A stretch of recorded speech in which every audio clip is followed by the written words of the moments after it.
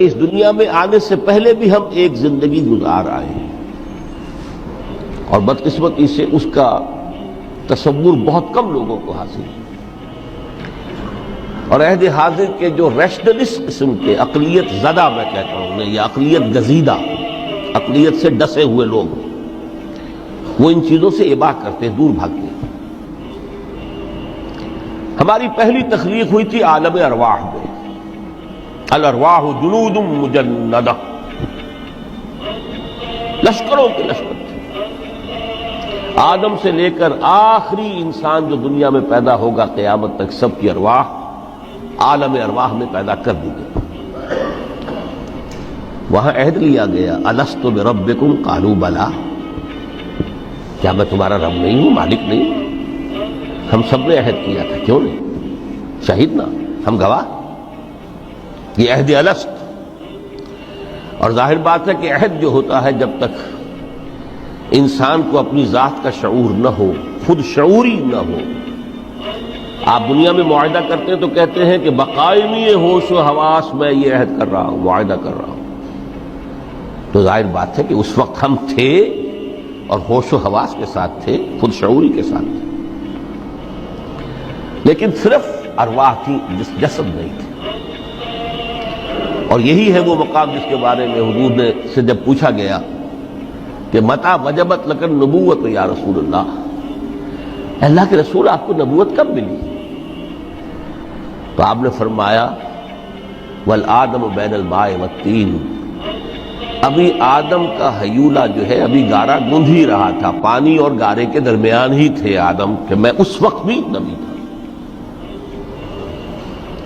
عالم خلق کا ابھی آغاز نہیں ہوا، ابھی عالم ارواح میں بھی جو تمام ارواح ہیں وہ اپنی امتیازی شان کے ساتھ ہیں۔ روح محمدی صلی اللہ علیہ وسلم، جس سے اگر نور محمدی کہیں تو غلط نہیں ہے، اس لیے کہ ارواح کا جو مادہ تخلیق ہے وہ نور ہے، جیسے فرشتوں کا مادہ تخلیق نور ہے۔ مسلم شریف میں حضرت عائشہ صدیقہ رضی اللہ تعالی عنہ سے روایت موجود ہے، اللہ نے فرشتوں کو نور سے پیدا کیا۔ روح، فرشتے روح ہیں، ارواح ہیں، روح القدس، روح الامین، اور ارواح انسانیہ بھی روح ہے، یہ سب ان کا مادہ تخلیق نور ہے۔ اس وقت ہم پیدا کیے گئے، صرف ارواح کی شکل میں ہم سے عہد لیا گیا اور پھر سلا دیا گیا۔ یہ پہلی موت تھی جو ہم پر وارد ہوئی ہے اس دنیا میں آنے سے پہلے، اس لیے کہ سورہ مومن کی ایک آیت میں فرمایا گیا ہے کہ جہنم میں لوگ جو ہے فریاد کریں گے، ربنا امتنا اثنتین واحییتنا اثنتین فاعترفنا بذنوبنا فهل الى خروج من سبیل۔ اے اللہ، تو نے ہمیں 2 مرتبہ مارا، 2 مرتبہ زندہ کیا، تو اب ایک مرتبہ اور صحیح، کیا یہاں سے نکلنے کا بھی کوئی راستہ ہے کہ نہیں؟ اتنے مراحل سے تو ہمیں لے کر آیا ہے، ایک مرحلہ اور سی۔ تو یہ 2 موتیں کون سی ہیں؟ پہلی موت وہ تھی جب ارواح کو موت کی نیند سلا دیا گیا۔ پھر عالم خلق، جسے آج سائنٹسٹ کہتے ہیں، جس کا نقطۂ آغاز ہے بگ بینگ، عالم ارواح اس سے پہلے کی شے ہے، اس تک سائنس نہیں پہنچ سکتی، وہ سائنس سے ماوراء ہے۔ لیکن جہاں سے سائنس شروع ہوتی ہے وہ عالم خلق کا آغاز ہے، بگ بینگ سے۔ وہ پھر مختلف مراحل، تنزل کے مراحل بھی آئے، ارتقاء کا مرحلہ بھی آیا، تفصیل میں جانے کا موقع نہیں ہے۔ بہت سے تنزلات کے مراحل اور بہت سے ارتقاء کے مراحل طے کر کے آدم تیار ہوا ہے۔ حضرت بیدل نے رحمت اللہ علیہ بہت خوبصورت شعر کہا ہے، ہر 2 عالم خاک شد تا بست نقش آدمی، اے بہار نیستی از قدر خود ہوشیار باش۔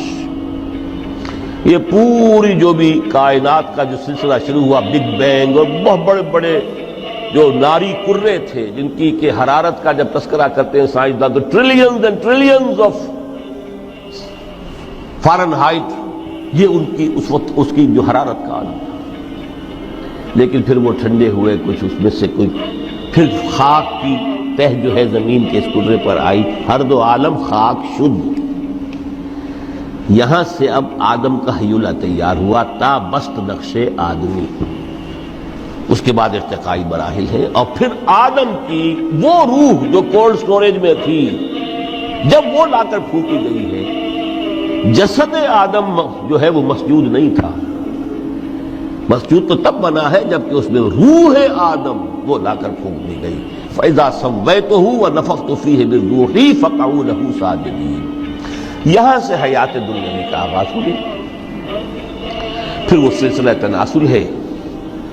آدم اور حوا کی نسل میں سے ہر بچہ 4 ماہ کے بعد جب اس کا ایک حیولہ رحم مادر میں تیار ہو جاتا ہے، حدیث ہے متفق علیہ عبداللہ ابن مسعود سے رضی اللہ تعالی عنہ، اور جس کے اندر آغاز میں وہ کہتے ہیں کہ حضور نے ہمیں یہ بتایا وَهُوَ الصادق المصدوق، دیکھنا تم کہیں شک میں نہ پڑ جانا، محمد کون ہے؟ الصادق المصدوق، جو سچے ہیں، جن کی سچائی کی اللہ گواہی دیتا ہے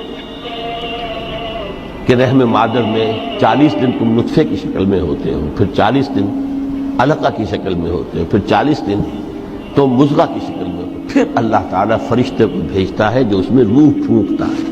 وہی عمل جو آدم کے جسد حیولہ کے ساتھ ہوا تھا، ہر ابن آدم اور بنت آدم کے لیے وہی عمل ہے کہ جو رحم مادر میں 4 مہینے کے بعد دہرایا جاتا ہے۔ یہاں سے حیات دنیاوی شروع ہوئی، پھر موت، یہ دوسری موت ہے۔ اب پہلی موت تو وہ تھی، لیکن دوسری موت یہاں سیپریشن ہو جائے گی۔ جو زمین سے آیا تھا تخلیقی مادہ، وہ جسم میں گیا، زمین میں گیا، گل سڑ کر ختم ہوا۔ جو وہاں سے روح آئی تھی وہ اس زمینی وجود کا جو لب لباب ہے، جان، نفس، اس کو لے کر اپنے ساتھ، اور وہ جائے گی عالم بالا۔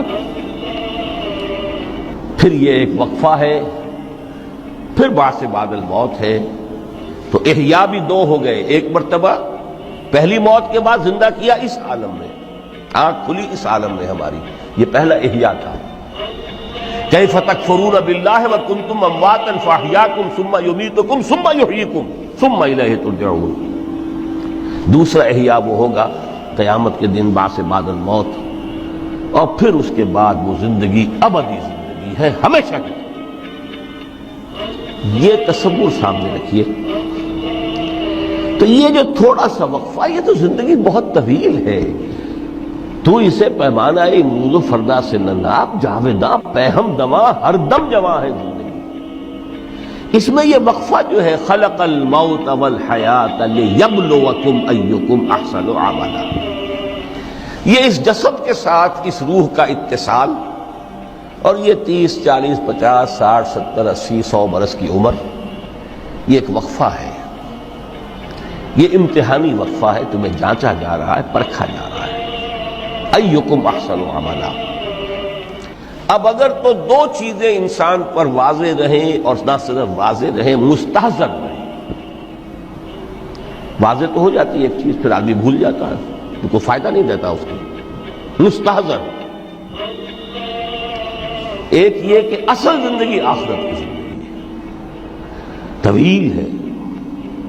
بل توثرون الحیات الدنیا والآخرۃ خیر وابقیٰ، کلا بل تحبون العاجلہ وتذرون الآخرہ۔ تم اس عاجلہ کو پسند کرتے ہو، اس دنیا کی زندگی کو تم ترجیح دیتے ہو، جبکہ آخرت ہے جو باقی رہنے والی ہے، ابدی۔ اگر تو یہ معلوم ہو، جیسا کہ سورہ عنکبوت کی آیت کے حوالے سے میں نے آپ کو آیت سنائی کہ وما هذه الحیات الدنیا الا لہو ولعب وان الدار الاخرۃ لہی الحیوان لو کانوا یعلمون۔ اصل زندگی جو ہے وہ آخرت کی زندگی ہے، کاش کہ انہیں معلوم ہوتا۔ ایک حقیقت تو یہ معلوم ہو اور مستحضر رہے کہ اصل زندگی آخرت کی زندگی ہے، اور دوسری حقیقت یہ کہ یہ دنیا کی زندگی ایک امتحانی وقفہ ہے۔